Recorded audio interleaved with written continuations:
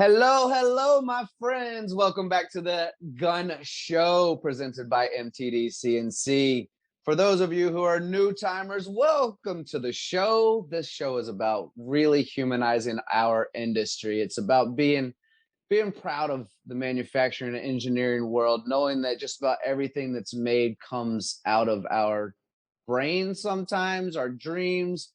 Who knows where some of this creativity comes from, but we know about phones and cars and planes and satellites and all the things around us. We just don't know about the people who are behind all of this crazy, mad, brilliant designs, right? So that's the Gunn Show. For those of you who have been listening for a while, thank you for returning. We definitely appreciate you and love you.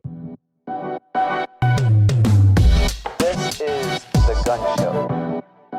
Today, my friends, I have the famous Roz Lowe, who is currently with LA Gauge Company in LA, making some really amazing and difficult parts out of beryllium and a lot of other materials. I had the great privilege to do a tour in that facility not too long ago, and my mind was blown. And we may or may not get into some of that today. We haven't decided yet, but what we are going to do, thanks to Roz, is we're going to do a bit of women in manufacturing. We're going to learn about Roz's journey, who she is, how she's become the amazing person she is today, and just kind of have a chat. So I am really excited for this conversation, and I know that everyone listening is going to enjoy it. So Roz, thank you so much for being a part of the Gunn Show. Thank you, Tony. I really appreciate you having me. I love your energy. I love the show. I watch it always, share it with my friends. And I've been in this sector for almost 45 years now. So I have a lot of friends in the industry who love the show as well. And they wholeheartedly are big fans. So I really am excited about being part of it today.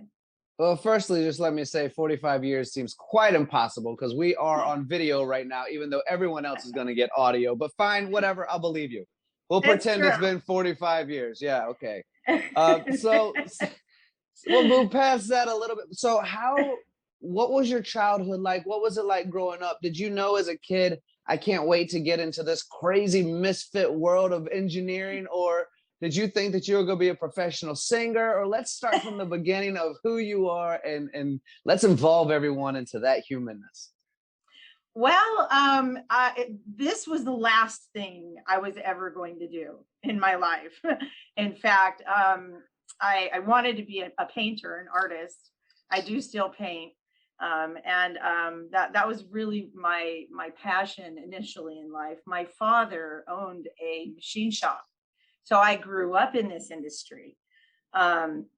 And he worked very hard. I was there when he had his very first machine. So my dad was a real self-made man. He was somebody who really didn't do well in school. He hitchhiked, when he was 13 or 14 from Alabama to California. He was already married, had my brother. So he had to figure it out. But he was a good man, and he was a really good provider, and he loved his family. And school was just not going to be his bag. So he knew he'd have to figure it out and work. So he was very entrepreneurial. He started a lot of businesses. I was generally speaking with him, like he'd be watching me, I'd be at his side, we paved driveways and I'd just sit there as a sweet little girl and, get along and hi, to the lady. He would walk up to the lady's house and go, "Can we paint your driveway?" And she'd say yes. And, my dad would paint the driveway and I was this sweet little girl in pigtails right at his side always. He did a catering truck once. We did that too. We got up at like 2 a.m. to shovel ice, in the truck. And we'd go around to all these shops and companies. And, we were the catering truck people. And people would buy their sandwiches and their coffee off of our truck. And eventually he got a job working at Valley Todico here in California. And he started working as a centerless grinder. And he did thread rolling. And he did pretty good at it, but he was dyslexic. So he was like one of the hardest workers, but he couldn't read. and nobody knew that. So, and he kept that very secretive, because in his days, being a dyslexic was almost a sin. You know, it was really thought of badly, you know, from where he came from in Alabama. And so he would often get promoted to the next role. And the next role would be a management position, because he worked so hard. You know, people would recognize that, you know, what a hard worker he was, and how mathematically clever he was at making unique setups and different things. He was really, really intelligent. And so he would get promoted quickly. And with a promotion comes a lot of paperwork. And the minute that would happen, he just wouldn't show up the next day. And that was kind of how it went with him. So he eventually saved enough money to buy his first centerless grinder. And he put it in a friend's shop. And he still worked his normal job at night. And during the day, he would, you know, get a job here and there. And he would put it on the machine and, you know, make side money. And eventually that started to grow and grow and grow. Eventually we had our own shop. So instead of going with him to pave driveways or going with him as a little girl on that catering truck, I was now that kid growing up in a shop. So I'm a shop brat. That's what I am. You know, sometimes people say, oh, I'm an army brat, you know, or they have these different terms that we all use to describe our youth. And mine would be, I grew up in a machine shop, because probably around age 10, you know, we were living, eating, breathing the shop, and that's what we did. And so, it gets pretty boring when my dad worked 7 days a week. So I made enough paper airplanes. I'm a master paper airplane maker. And, you know, you can only draw so much. So eventually, he let me run machines, you know, and I would run machines with him initially, catching parts off the back end while he was, you know, or I would be feeding a chute where parts would go down in between these two big centerless grinding wheels. And my dad would, you know, have a cigarette in his mouth, and he'd be catching parts off the back of the machine with 2/10 tolerance, you know, and I would be standing on a milk crate. He'd put it, because I was too short, I was too little. So he put me on a milk crate. I could be tall enough to feed it. And initially, we really didn't have a lot of money initially. So we didn't have shop aprons or anything like that. So my dad actually would take a big leaf trash bag, like, you know, the kind of trash bag you get your leaves in when you're cleaning up your backyard. And he'd cut a hole out of the top, pop 2 arms out of the side, and he'd put this bag over me, so that when I was feeding the chute of parts, the oil, when it was splattering out, it was getting on my, you know, my uniform, for for lack of a better word. Eventually, we added thread rolling to our business, which put us in more of a niche market, because thread rolling is a higher quality component is what we're going to be playing with. When you thread roll something, it's a pressed or a formed thread. So you actually have a better screw or a better bolt. And often you'll see a thread rolling call out on a blueprint. When you see that call out, that typically means this part that you're holding in your hand or you're working on is going to go into a plane or a race car, or, you know, something important where lives matter. So thread rolled components, thread rolling, you can cut threads, and that's like a cheap way of making, you know, parts that you don't care if it breaks, or you figure it's going to break here eventually, you know, you assume it. Thread rolling is often seen in the aerospace industry. So we did that. And his shop grew and grew and grew. And he was just a really good, honest man. I can literally count on my one hand the amount of orders that were scrapped in the 45 years of him running his business. So he was very meticulous and very focused on quality, which consequently caused me to be a super quality geek. You know, nothing can go, you know, we checked everything a lot. So at some point as I grew up, I learned how to run the grinders. I learned how to run the thread rollers. And my father once said to me, as I got older, he didn't want his daughter running machines. And I navigated into more of the quality side of things. So I was doing the quality and inspection. And then eventually I started doing sales, where I would go out and I would meet new customers and bring new business to our company when I was about 16. And I would pretend I was 20. I would put a business suit on and I would go. And actually, the reason why I got the sales gig with my dad's shop was because in the late 80s, aerospace actually took a big dump. It was we went through some times in the 80s where the industry became very challenged. And we were initially focused on aerospace components, because of our thread rolling capabilities. So I started going out and looking for other work. And I was young. So I'd put on a business suit and I'd go around with a little bag of, this was before internet. This was before what's your website? It was before all of that. This was back in those days where people used a business card and a handshake. And that's what it was. So I went around the shop and I gathered a bunch of parts and I put them in a bag and I Ziplocked sandwich bags of parts with a business card. And because I was 16, I could drive a car. And I went and I drove around looking for shops. And what I would look for barrels of chips, because barrels of chips communicated screw machines to me. And with centerless grinders, oftentimes screw machine shops are going to have the bars centerless ground. So I knew for sure, no matter what, if I could find barrels of chips, I'd be finding screw machine guys, and that would lead their horse to our water, which would be their bar stock to our machines. In doing that, consequently, we ended up diversifying our company. We got a lot of medical business. While the aerospace industry was not doing great, the medical industry was thriving. And there were some new rules imposed that you couldn't outsource medical components as you could other components, commercial parts and stuff like that. So while a lot of our industry and a lot of our business was going away because of, say, NAFTA, right?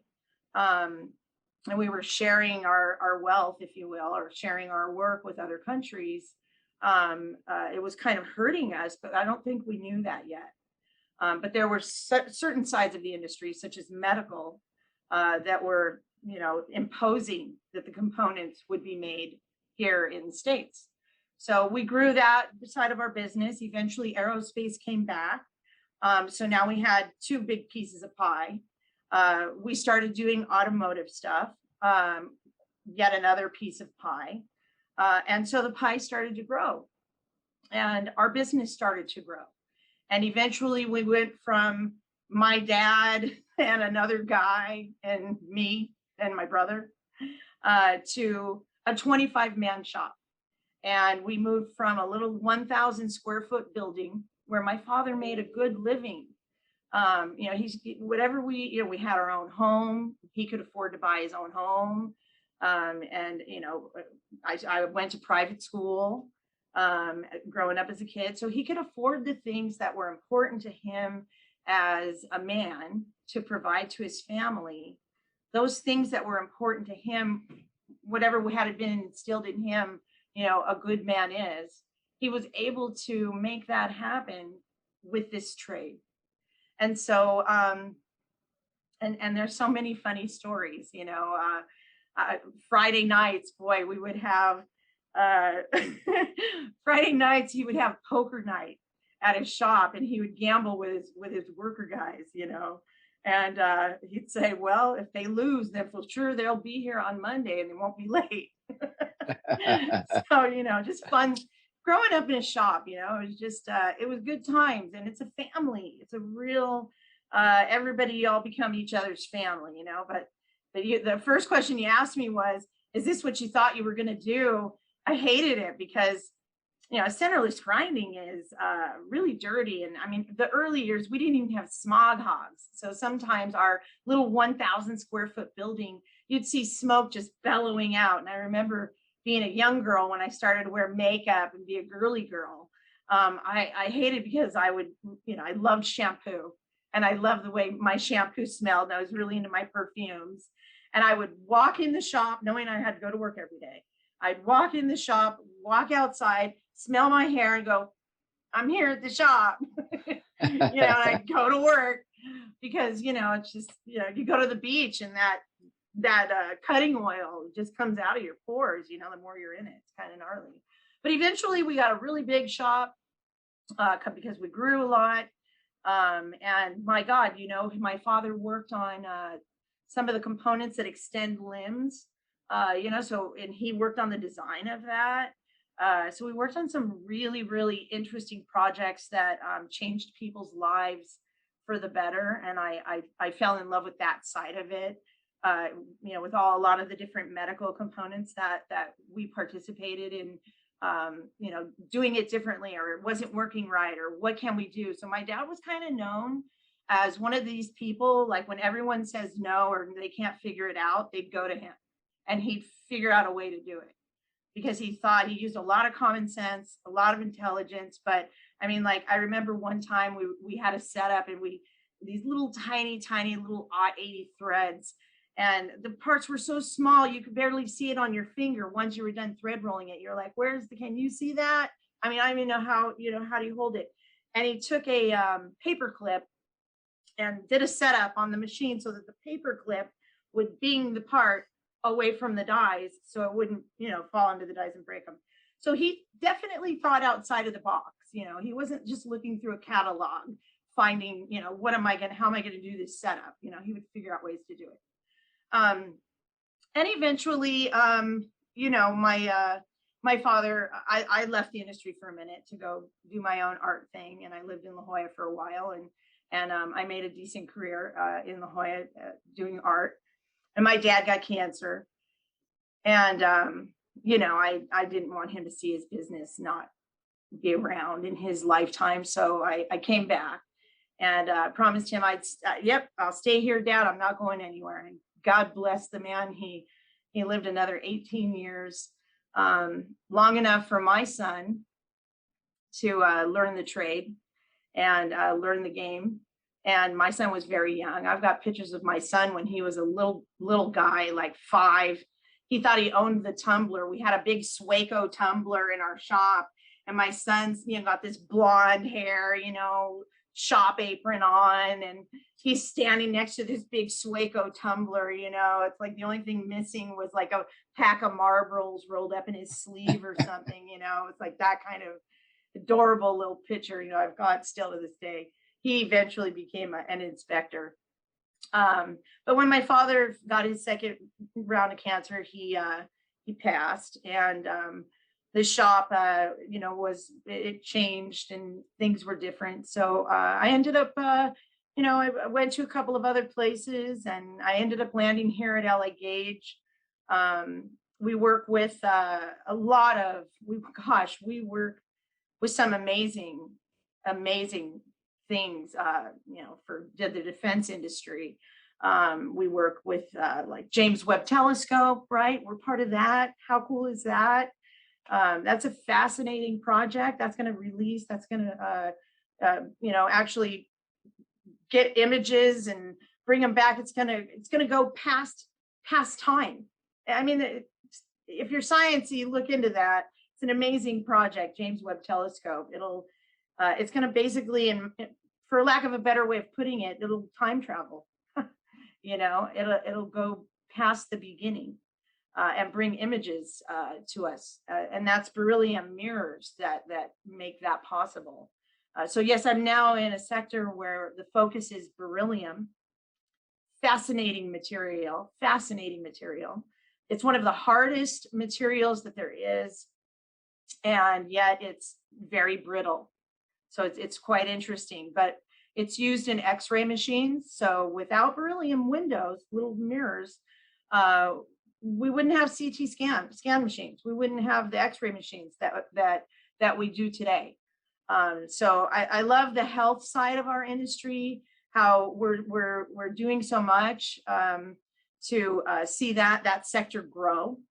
I think that's pretty cool to be a part of that. But I also love the fact that you know, we make components that literally defend our country and scare the pants out of people from thinking, hey, let's go mess with America. You kind of don't want to do that because we're pretty tooled up over here. The people in this industry are some of the nicest, most humble, generous people I've ever met. Beyond, you know, business owners and executives and VPs and, you know, design engineers and all of this. The true blood of this industry are those machinists on those machines making parts. And they I don't think they always get the credit they probably deserve. You know, something I've always thought kind of interesting is a doctor. A doctor goes to college, he gets a degree, he becomes a doctor, and then he has medical malpractice insurance to cover his butt. In this industry, there's no med mal insurance. If you screw a part up, you screw a part up and you're going to answer for it. There's no do-overs, there's no take-backs, you know, and especially in my sector, the sector I find myself in now. I mean, the components have to be perfect. There are no mistakes. And so in that way, it's like, you know, and God bless doctors and everybody, I'm not putting them down, you know, but I'm just saying, you know, gosh, you know, there's a lot of credit given, you know, a lot of given to, you know, these other fields, right, that people go into, where I think, gosh, just as much really needs to go to machinists who are making things that, you know, you can't mess up on. Beryllium is like as expensive as gold. Can you imagine screwing that up? You aren't allowed to. That's how that works, you know. I don't want to ramble though. You're doing great. To be fair to your point about gold, is I did scrap some of that in my very first career from time to time. Fortunately, the company was smart enough to know that I wasn't going to be the first or the last to do that. And so we actually would melt it down, all the scrap, and then do it again. So I don't know that you can melt down beryllium and do it again, but I also know that it gets cracks and there's some things that can't be stopped regardless of what's going on. When was the last time you thought about work holding? How long did it take you to change over the clamping devices on your CNC machines? Days? Maybe hours? Don't let work holding be an afterthought. With the Heimbuch system, changeovers can be done in seconds without readjustment of the runout. No longer do you have to turn down jobs because you don't have the right work holding. When flexibility is critical, add a mandrel, 2 or 3 jaw adaptation onto your collet chuck. Use it on your turning and milling machines. With such a low maintenance system, you will see less machine downtime and your profits will soar. To learn more about the Heimbuch system, visit www.heimbuchamerica.com or call 414-358-9550. Raj, you have given me all sorts of platforms to discuss further. So I'm going to try and go back to the beginning of the conversation, which stuck out to me because as a part of women in manufacturing, I know you agree with me on this, that we need more women in manufacturing. And we need more women in manufacturing, not just as administrative roles. And while sales roles are growing, we definitely need more there as well. But that's also something that's pretty accepted. But in the conversation you said to me, you said, I was younger, I was in a machine shop with my dad. My dad said, I don't really want you to run machines, so go do inspection. And to be fair, women's hands most times are smaller than our big sausage man hands. And so inspection is a great place that can be utilized for that type of a situation just based on genetics. But the reason I want to go back to that is because I think you would have been a brilliant machinist. And I don't want any of the women out there to think that being a machinist can't be for you, because I follow some really great people on Instagram and Facebook and LinkedIn and YouTube that are all women, welders and CNC machinists and grinders and all of this that goes along with it. So I guess the point that I'm bringing up is it was a different time a few decades ago, right? And so that's probably why that transition happened. And you are a natural sales lady, to be fair. So maybe it was all a big part of grooming to help that company expand. So I don't fault your out of the box dad thinking for pushing you in all of the directions. But would you have liked to stuck around with the machining a little longer, or did you really like the quality side and the sales side more so that you'd have ended up there anyway? That's a great point you've just made, and an excellent question. And I really have, I'm glad you caught that so that we could talk about it, because I want to say, don't hate me, men, but women make, so I think women make, forgive me, better machinists, because their attention to detail is a little bit more on point. They are really attentive to detail. In fact, my dad, thread rolling dies back then, I don't know what they are today, but back then, and to, you know, a beginning shop, as we were, as I described, a young shop, they're expensive. They're like $2,500 for a set of dies. So if you put the part in wrong and it breaks those dies, guess what? You just lost 2,500 bucks. And that's a lot of money to a young shop, okay? So my dad would never let me do thread rolling. He'd always let me stand on the back machine, do shoot, and run centerless grinders and push a part through. Nothing really that bad could happen, but he wouldn't let me do thread rolling. And honestly, my grandfather was a thread roller man. My dad was a thread roller man. My grandpa was a left-handed thread roller man, and I wanted to thread roll. My dad wouldn't initially let me. So one time he went out on he took his first vacation, and I got to babysit the shop. I'm in charge of the shop. This is how I got to find my niche. His head man, his lead thread roller man, I said, "Hey, Chris, I want you to teach me how to run the thread roller." He said, "Oh no, man, your dad will kill me if I do that." I said, "No, well, I'm going to send you home for a week if you don't," because I was in charge of the shop. So he was like, "All right, I'll teach you how to do it." So he taught me how to thread roll. And thread rollers, some thread rollers, ours did, we had a vary drive on it. And a vary drive is something you can crank it up and it can make that roller just go boom, boom, boom, super fast, right? Like as fast as possible. And so me and Chris, it was fun to me. I loved it. I almost found it meditative, and here's why. Some of the orders that we would get, like a lot of the orders we get now, like 25 pieces, that's a lot. 100 pieces, it's a lot, because here at this company, we're working in some really, really critical tolerances with some very unique components. So it's different. But in a fastener setting, we were sometimes getting orders that were like 300,000 pieces. Can you imagine sitting at a machine, running out 300,000 pieces? When you do that, it kind of gives you, I'll tell you what, it gives your mind a lot of time to think. And I almost use it as a place to meditate in a way, honestly, when I was running that many parts. And it was such a great feeling when you were finally done with that 300,000 piece order. But that was a frequent thing.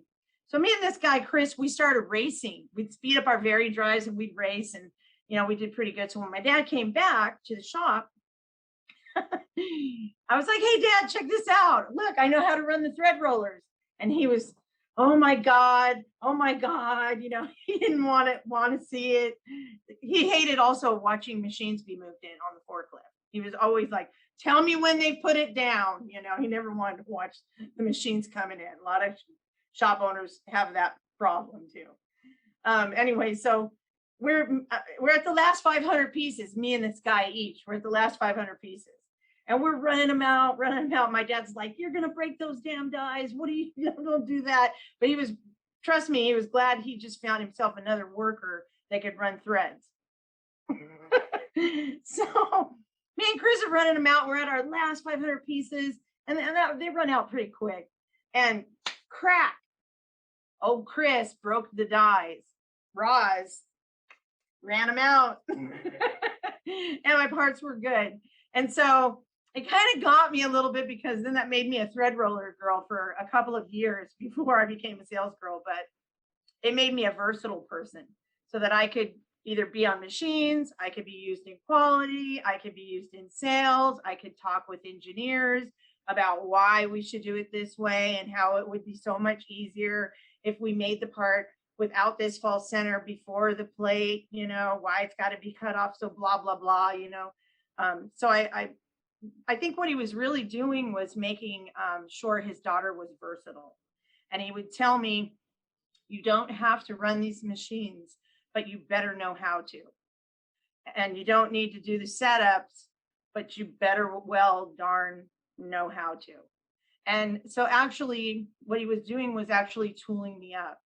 And if you didn't have people out there finding the work and getting the business, then the machines just sit. But if you were to ask me what I would love it if I could jump back and forth like those days.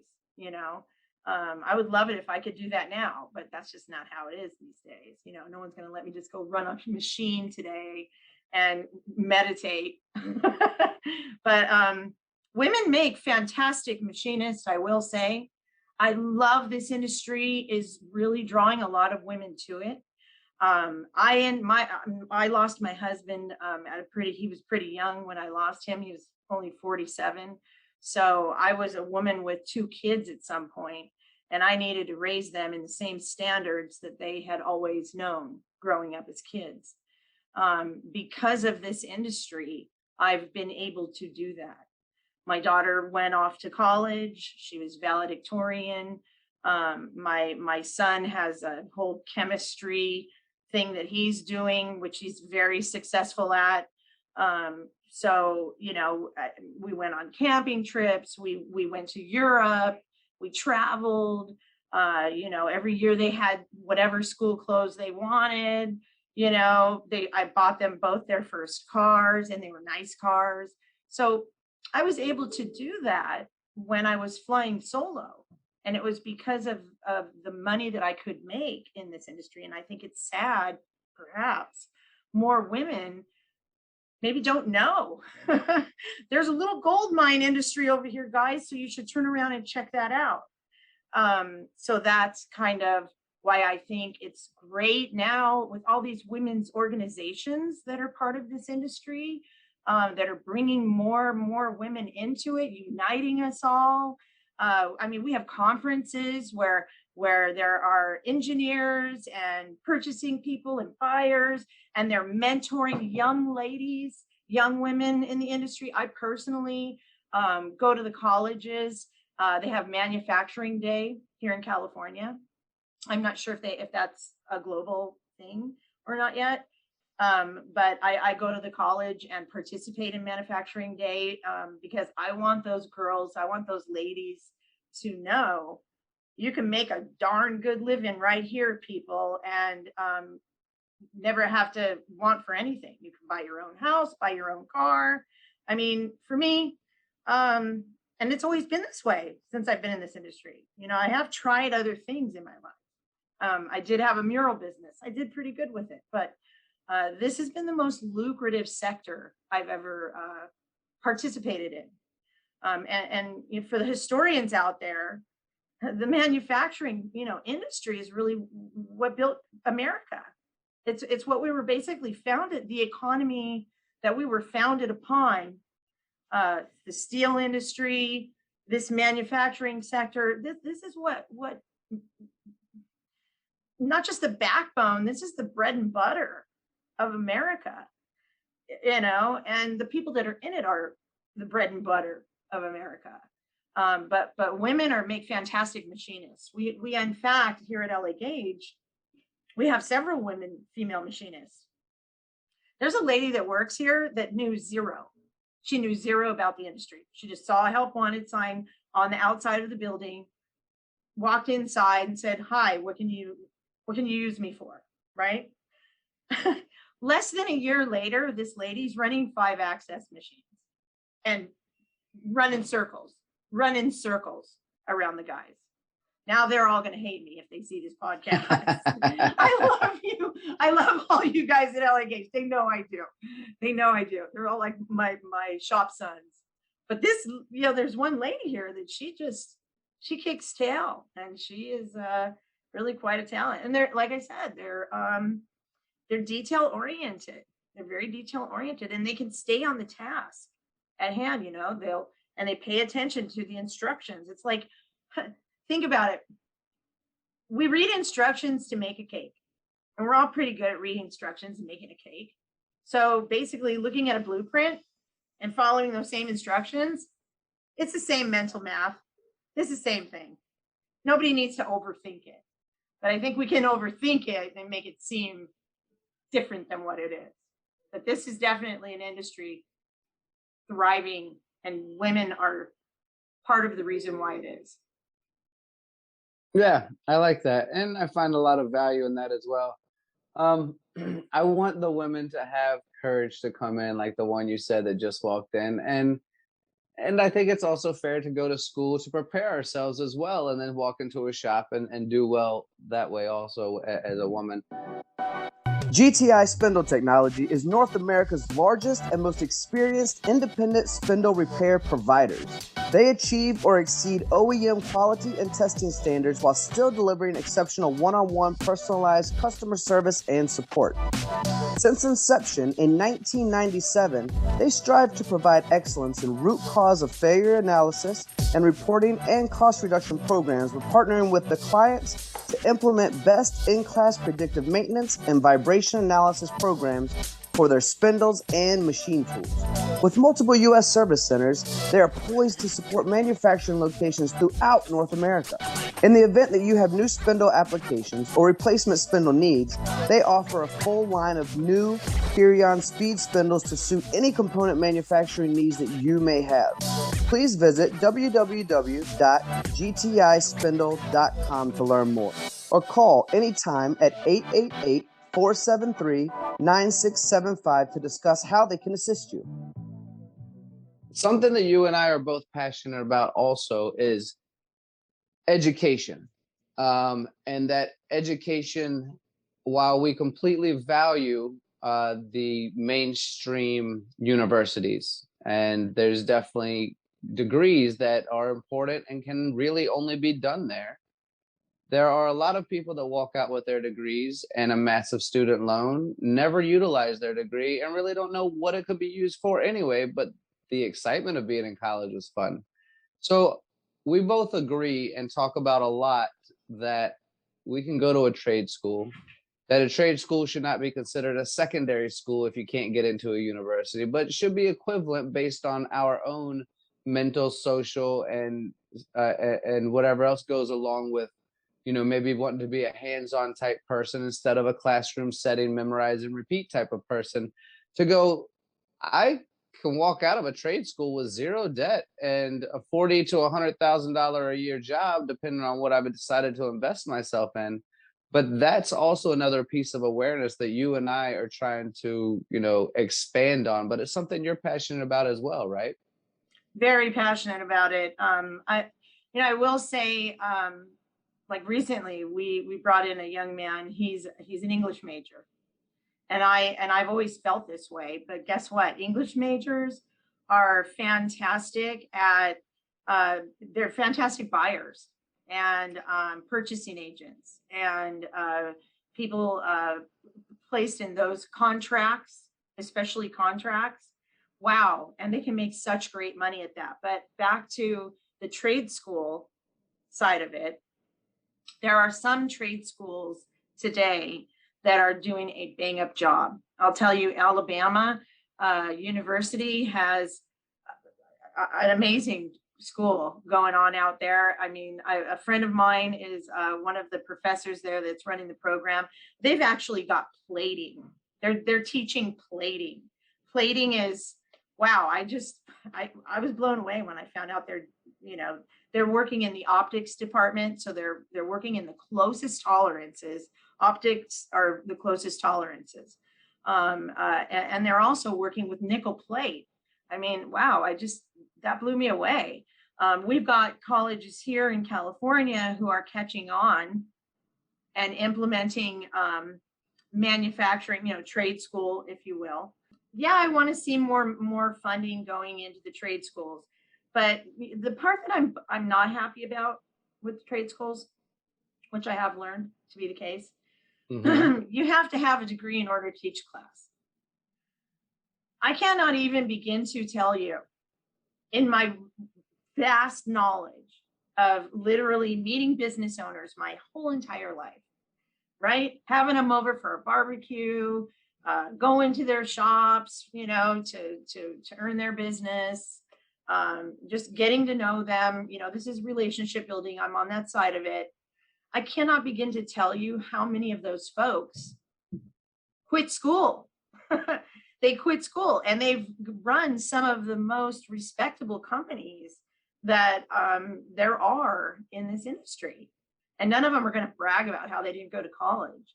But my point in saying that is, they didn't learn their trade by going to college. They learned it by going to work.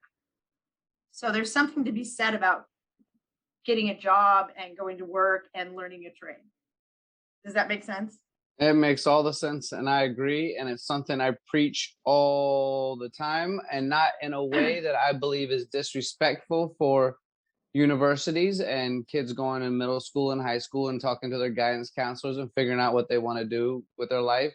But also, in fairness, I'm not sure I knew what I wanted to do with my life at 18, 17, 16, 19, 20, 40, even now. I'm just starting to figure out how much I like working with MTD and doing, connecting with everyone. There were so many things that I've wanted to do in my life, and I've kind of explored them all. So I think when we funnel people in a direction that society has decided is the most successful route, where the funnel is unfair. It becomes a bottleneck funnel where not everyone wants to be. And I can admittedly say I was kicked out of 3 colleges, and it's not because I'm a dummy. I'm certainly not. But I just can't sit in a classroom and listen to a teacher for an hour talk about something that's, sometimes interesting and sometimes not. And sometimes the teachers are great and sometimes they're not. But just to sit there and listen and memorize and repeat, I honestly feel like I've gotten more education by being hands-on and traveling the world. The experience I've had from having conversations with people like yourself and some of these amazing engineers from everywhere, the creativity that you mentioned your dad had by thinking out of the box, even a simple paperclip, by creating this precision and threads, that's not really something you're going to get from a drawing on a board or from a book saying this is how it should be done. And there's a constant conversation, and it probably leans 50-50. So I don't have an opinion on one way or the other, but there's a conversation that goes on all the time about, do you bring someone into your shop that has 4 years of experience in a machine shop or 4 years of experience at a university with a degree that's never actually been on a machine floor? And some people want the degreed people and some people want the people with experience, and the conversation will continue to go on. Yeah. And I just want to reiterate that it's not my position to look down on one or the other. I just believe that it's important that we understand that one is not lesser than the other, and that as we started this whole conversation, almost everything around us comes from manufacturing. And if we don't respect that in each other, then these things don't exist. If I am a doctor and I have lots of really smart doctor friends out there, but I didn't have anyone make the needles or the parts, that the bone spurs and metal pieces that go into bodies to help people walk, or the ventilators that we've most recently needed, or whatever it is that goes on, then I have a ton of knowledge, but no way to apply it because nobody's made it for me. We are each supporting one another. And it's important to realize that it is a symbiotic relationship of success. And without one, there isn't another. Because to be fair, if I was given a needle that I just made in a machine shop, I don't want to stick it in someone. So I need the doctors to do that for me. You know what I mean? So, but let's all work together, and let's recognize that we're not looking down on one another, and we don't necessarily have to look up at one another, other than the fact where I will look up on someone based on the person that they are on the inside and not so much the career that they've chosen. And what I'm trying to say is we all need to respect one another in all aspects of work, We need the teachers to help educate the children. The teachers should probably get paid more. We need science to help us create the things that will help us be healthy, or if we're limbless, to have limbs. We need everything that goes along around. And I include for sure some of the things that we mock from sometimes. Like, what are you going to do with your literature degree? Well, if you're doing something right with your literature degree, you're educating people in a very articulate way about whatever. It could be history. It could be how to speak to one another in a way that allows us to convey the messages that we want to convey in public speaking. There's just so much that goes into all of it. So I don't like that everyone gets a trophy thing, but I do like that we can all be equal with what we know. And if we judge a fish by how it climbs a tree, we'll think it's an idiot. And so we all have really great aspects of our lives that we should value in one another. 100% with you on that. I completely agree. Yeah. Yeah. It takes everybody. It takes the village. There's so many things that you and I could talk about, Roz. I think you and I could probably talk for hours on end. Probably. Unfortunately, I've run out of time, and I hope that everyone that's been listening has enjoyed this conversation. Roz, what I'll probably do, because I value you so much, is I'm going to call you back for a second podcast because we have so much more to discuss, even on the concepts of Beryllium itself and the projects you're working on at LA Gauge. Even go deeper into the women in manufacturing that you have obviously been raised into and you're such an advocate for. You believe in the people that you're surrounded by. You believe in this industry, and we need more people like you that are equally as passionate. So let me just say thank you, thank you, thank you for taking your time to spend time with our global audience here at the Gunn Show and sharing your story. And thank you for everything you're doing for this industry to unite us all and remind us all that we all put our pants on one leg at a time. I really appreciate everything you're doing. It's really Thank nice. you. Thanks for having me on your show. I'd come back anytime. You're an absolute pleasure. We'll do it again in 5 minutes. All right, Roz, thank you so much. For those of you who are listening, I hope you learned something from Roz today. She is absolutely incredible. Obviously, a fantastic story of growing up with concrete and food trucks and going into manufacturing and then running machines and going into all the aspects of everything into sales, and now being a great support and leader over at LA Gauge. Who knows what the future holds for Roz, but I hope to be a part of it myself. And on behalf of MTD, thank you for being one of the powerful women in manufacturing. Thank you.